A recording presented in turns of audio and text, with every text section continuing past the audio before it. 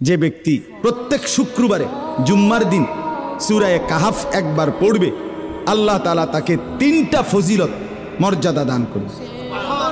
নবীজি সাল্লাল্লাহু আলাইহি সাল্লাম বলছেন, 1 নাম্বার, এই সূরা পুরাটা যে পড়বে শুক্রবার দিন, আল্লাহ তাআলা তার জমিন থেকে মানে তার পায়ের নিচ থেকে 7 আসমান পর্যন্ত তার জন্য পুরাটা জায়গা নূর আলোকিত করে দিবে।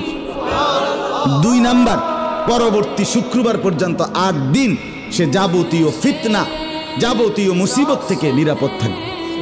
3 নাম্বার, পরবর্তী 8 দিন যদি দাজ্জালও বের হয়, আল্লাহ তাকে দাজ্জালের ফিতনা থেকে রক্ষা করবে। এই জন্য যাদের হিম্মত হয়, মহব্বত লাগে, দিল লাগে, তো তারা প্রত্যেকেই চেষ্টা করবেন প্রত্যেক শুক্রবার দিন সূরা কাহাফ তেলাওয়াত করার জন্য। আল্লাহ তাআলা তৌফিক দান করেন।